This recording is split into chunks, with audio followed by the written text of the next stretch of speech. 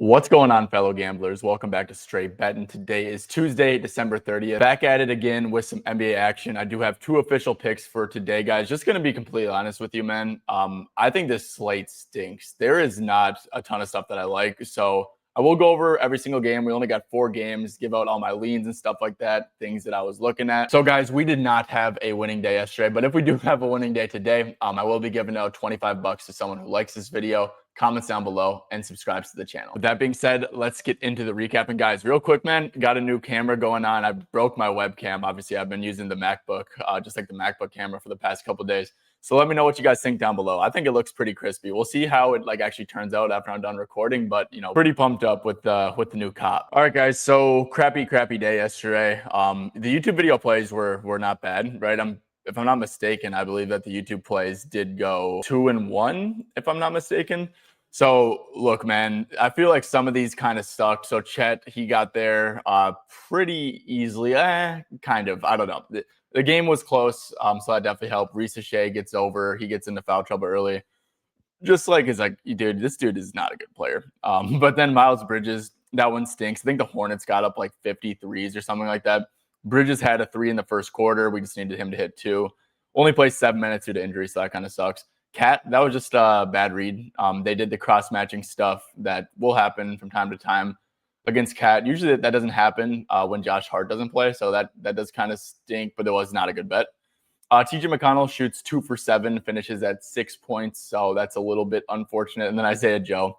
What a read, guys. What a read. I definitely was thinking that OKC was going to win by margin. Joe was going to play garbage time, things like that. And yeah, I mean, OKC guys, they're something's kind of off with them, man. I don't know if they're like kind of in their head. And I know that they won last game and beat the Sixers, but compared to like where they were at, man, they were just blowing out teams left and right, especially like in the first half. The games would just be over. And they're really letting teams kind of like hang around now, which is a little bit strange. Okay, guys. So first official play I am going to go with is going to be Derek White. I took him over 3.5 threes.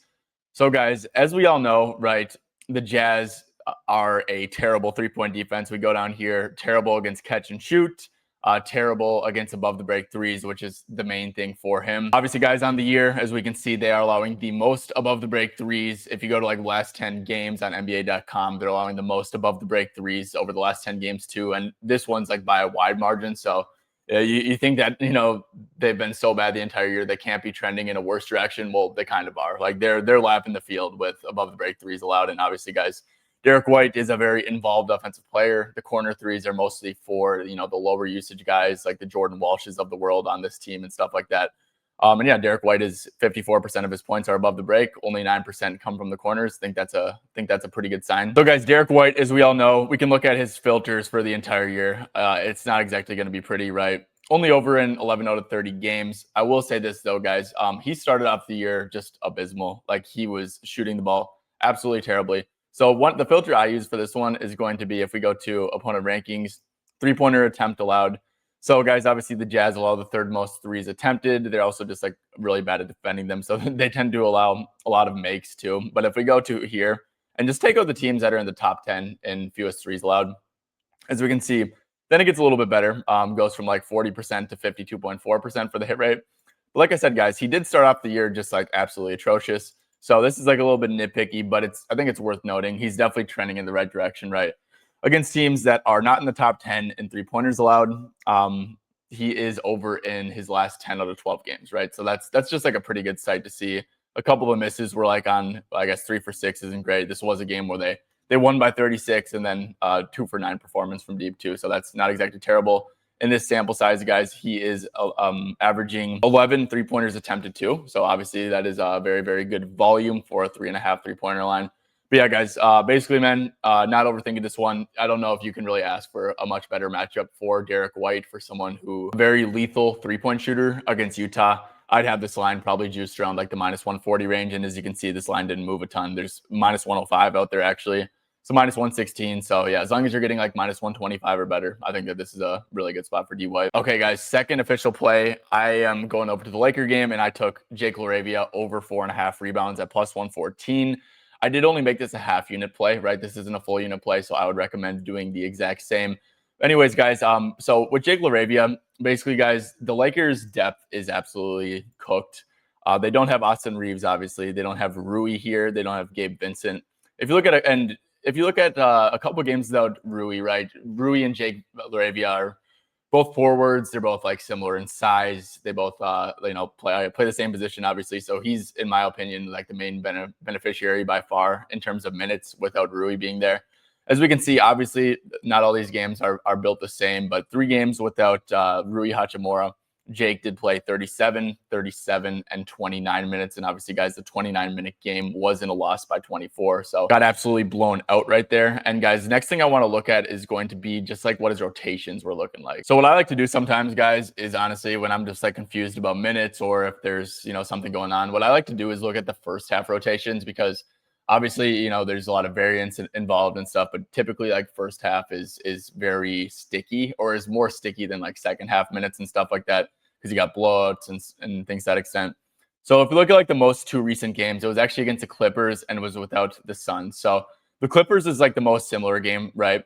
This is probably going to be the starting lineup, right? You got Marcus Smart, well, except for DeAndre Ayton slotting in for Jackson Hayes, but you got Marcus Smart, you got Luka, you got LeBron, and then you got Ayton right here, which should look pretty much the same, except for he plays like a little bit, maybe a couple more minutes. And then off the bench, guys, you're going to have guys like Vanderbilt, Nick Smith, Maxi Kleber. I wonder if Connect even plays. But guys, what's worth noting here is that in the first half of this game, Jake LaRavia was at like 17 and a half minutes. So even if you want to make the case like, oh yeah, Luka got hurt like at halftime here, Luka played 19 and a half minutes. And then the second half, Jake did play 20 minutes. Obviously, guys, Luka being out there definitely probably influenced that a little bit. And then you guys have the Suns game here. So Luka was out for this game, but Austin Reeves did play. And yes, Austin Reeves was on like a little bit of a minute restriction. But it's also worth noting here, guys, like still 18 first half minutes for Jake LaRavia. So with that being said, guys, just wanted to quick show you guys that I do have Jake LaRavia projected for 32 minutes here. And this is the filter I use, just like a very, very simple minute filter, right? If you do like 28. So with 28 plus minutes this year, guys, I mean, he's been like very, very good, right? This is 28 plus minutes.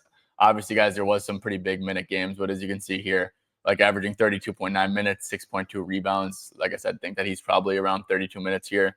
Really good stuff, man. A lot of green. If you do like 28 to 36, obviously it's going to take out a couple games. He did have some bigger minute games, but still over in 7 out of 8. And guys, rebounding tends to be like pretty sticky from team to team, right? You're either a willing rebounder or you're not. This is Jake LaRavia all time with 28 to 36 minutes over in 75.6. Let's not forget, guys, we are getting this at plus money too. So guys, like I said, do have him at 32 minutes per 32 minutes, just straight up on the year. He is at 5.2 rebounds.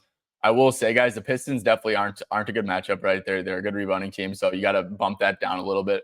Basically, guys, all in all, I have him like around like 5 rebounds, and this is a plus money price. So I think that just like projection basis alone, that's definitely warranted a half unit play. Last thing I will say is with the 32-minute projection, I think that I was pretty conservative on that. And I think that the upside for like 34 or 36 is like very, very in the range of outcomes, especially because if we look at this game, it's a 2.5-point spread. It's in LA. Should be a close game. So yeah, Jake LaRavia, I don't have like a ton of conviction. This is like I think he's going to play a lot of minutes play. But like on a minute standpoint, man, I do think that this line should probably be like around like the minus 130 range for the 4.5. Okay, guys, time to break down the games. Oh my gosh. And we're starting off with Philly at Memphis. And dude, I just can't stand Philly. Philly's unbettable. They're straight up unbettable with this Joel Embiid stuff every single game before like early in the morning. There's nothing you can do, bro. And also Embiid playing or not playing like affects the defense a ton too, right? I mean, like drop coverage, like bad rim protection. They're not good rebounding, stuff like that. Bad in transition. Look, man, I don't like betting on games until I know Embiid's status from either side personally. I will say, guys, if I had to like say 1 million, it would be PG over 2.5 threes. I don't think it really matters if Embiid plays or not because, if Embiid plays, he's going to take more of his shots from the 3-point line anyways. We'll say you'll probably get a better price if Embiid's confirmed in. But Memphis is a massive 3-point funnel. They allow the second most threes attempted over the last 10 games. They're giving up a ton of catch and shoot stuff, a ton of pull-up stuff as well. So I think that Paul George over 2.5 threes makes a fair bit of sense. But like I said, guys, I just wouldn't touch anything from this side. I guess one thing that kind of makes sense to me too would be Cam Spencer stuff. So there's no KCP. John Morant's probably going to stay on a minute restriction. I'd probably have Cam Spencer playing around like 28 minutes or so, 27. He did play, I believe, 15 second half minutes last game without KCP. So I just think that the minutes should be pretty high. And most of his minutes are coming with John Morant off the court anyways. So, I mean, you just do the math, right? This is a 20.5 point line, 19.5 out there. I actually would probably make this official if it was 19.5 widely available. But yeah, have him around like 28 minutes. And obviously you can see his PRA and stuff like that. It looks pretty good for there. Going into Boston at Utah, the guys, this is another one that's really tough. I will say the one play I am probably going to officially end up being on, like either or, kind of just like waiting for some injury news here. But I really like Lauri Markkanen under points. So if we go down here, Boston Celtics are the best team at defending off-ball screens, best at defending pick and roll men. Good transition defense. I mean, they just play really slow. They are a very, very good defense themselves. So with Lauri, man, they're a really big spot up. Like that's the one place where Boston struggles at defending his spot up, and that's because they don't really allow much in the paint. And I know when you think of Lauri, you're like, oh, he's a 3-point shooter. Well, not really, man. Over 50% of his points are coming in the paint. So I think that this is a pretty brutal matchup for Lauri. They already played each other, and he only had 20 points in 37 minutes. So reason, guys, why this is not an official play yet is because Keyonte George is questionable, and I don't want him to be ruled out and this line to move to like 29.5 and be stuck with like a 27.5. But at the end of the day, guys, Lauri Markkanen is very reliant at scoring via like the off-ball screens, in my opinion. This is just like a really good Celtics team, and I think that this is a pretty damn bad matchup for Lauri Markkanen. Another lean that I had, guys, is Jusuf Nurkic under his points and assists. So he is in good form. He went over against some tough matchups, which is really strange. Like he had 22 PA in 26 minutes against Wemby. Pistons are a really bad matchup too, with how they defend the pick and roll man, with how they defend the paint. But basically, guys, my reasoning here on Nerkach is, if you just go to like max games, though, Walker Kessler, he is only averaging 14.2 PA.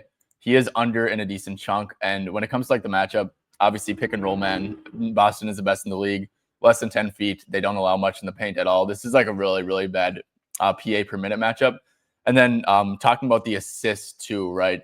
So, I mean, it's kind of in correlation with Lauri, right? Jusuf gets most of his assists being used as a hub. So he gets assists on off-ball screens, which obviously Celtics are number 1 against. And if we go to Keyonte George, we can see Boston is 6th against handoffs. So it's dribble handoffs and it's like off-ball screens when he has a ball in his hands. That's how he's getting his assists. Celtics are really good at defending both of that. So, guys, I do think that Nurk under 15.5 PA is a very solid look for that as well. Obviously, guys, I think that there will be a lot more clarity on this game once we just get Keyonte George confirmation and stuff like that. Of course, it is a good matchup for the spot-up guys, the catch-and-shoot guys who are not getting plays ran for them, right, on Boston. So that's another interesting thing. On the Celtics side of things, like I said, guys, I am on Derek White stuff. I don't think it's a great matchup for Jaylen Brown. I do think his assists are slightly intriguing. The problem is, man, I just really can't get to the number, to be honest with you, man. I guess if you go to like games, and I know Jaylen Brown started off like really slow. I don't know if he was on minute restrictions or something, but if you go to like him with like 30 to 38 minutes, it's not great. But this is just such a good matchup for him for either assists or rebounds and assists too, with all like the threes that they give up and stuff. And guys, most of Jaylen Brown's assists do go to the 3-point line, do go to here. I guess the one place you don't want to be reliant on assisting at is going to be in the restricted area, and that's not exactly 30% is actually a pretty low mark for your assist to be going there. So it's a really good matchup for JB to assist the Rock, not to exactly score the Rock. Okay, guys, heading over to Detroit and LA. I do think that this is pretty interesting. I did look at a lot of props here trying to find stuff. Asar, I think, will be needed 4 minutes. He's by far the best option to put on Luka, but guys, when you're guarding Luka, you're always at a massive risk for foul trouble and stuff. What the Lakers' defensive scheme is, guys, is they'll allow a lot of jump shots. Like if you're a jump shooter, you can get your game off. They'll try. They don't have great rim protection, obviously, but they'll try to keep stuff out of the lane. So, guys, Cade Cunningham, I do like Cade stuff here. This line was at 25.5, and I missed it, and I'm like, mental block. I don't really want to play this anymore. I'd probably have this line at 27.5, so a slight lean to the over on Cade, but they do allow a ton of pull-up stuff, right? And that's obviously great for Cade. Another guy who I was pretty interested in was Jaden Ivey. So, guys, I wonder if like they're on 1 day rest. Jaden Ivey, guys, he played 17 straight minutes to end the game, right? And he's kind of been getting his minutes managed and stuff like that. But obviously, guys, we know who Jaden Ivey is. Like when he's healthy, he's definitely like a key guy on this team. So I wonder if you can maybe project him for 24 minutes. I think that points, PRA all makes like a ton of sense, guys. Another thing too is Karis LeVert is doubtful here, so should get no Karis LeVert. Should be good for like some additional usage in that second unit. Should be good for maybe some additional minutes as well. So I think there's a risk involved with this Ivy stuff, because what if they're like, okay, because Jaden Ivey, guys, he is coming off a serious injury. So I wonder if they're like, okay, Jaden, you played a lot of minutes last game. We're going to manage you this game. I wonder if that's in the range of outcomes. I also wonder if they're just like, he wasn't playing good. He shot 2 for 10, but he did have a good like plus minus and stuff. But Jaden Ivey, I don't know. It's a lean over because, like I said, I do think that he is like a key part of this team. I do think that once he gets like ramped up, and 29 minutes would assume that he is ramped up, he's around like 24 to 26 minutes moving forward. So this is just like a thought. I think that maybe playing into some upside with Ivy, like maybe take like 4 assists, maybe take like 15 points. I think that could be a valid way to look at it as well. Guys, Marcus Smart to me feels a little bit low as well. I know that the Pistons matchup isn't great for spot up guys, but with that being said, man, he did only play 20 minutes last game. It was a blowout. Nick Smith was like 7 for 7 in the first half, so of course he got additional minutes. I still think that with everyone out, you can probably pencil Marcus Smart in for like 26 to 34 minutes, probably project him for 30 minutes. And, similar to Jake LaRavia, I do think that maybe they are a little bit low on him. Like I said, guys, off the bench, the Lakers have Nick Smith Jr., who I think got cut from Charlotte, if I'm not mistaken. They have Jackson Hayes, who is just going to play backup center minutes. They have Vando, who I'm sure they will play a little bit, but at the end of the day, Vando really can't shoot. Like, you really don't want to play him alongside Hayes. You really don't want to play him alongside Ayton a ton. And then, they have Connect, who they don't trust. So it's like they just don't have much depth off the bench. And I think that Marcus Smart is probably, like I said, I think that you can project him for 30 minutes. So with that being said, man, 13.5 PRA feels a little bit short for Marcus Smart. It is LeBron's birthday, if you guys like to play into narratives as well. But anyways, guys, let's go on to Kings and Clippers.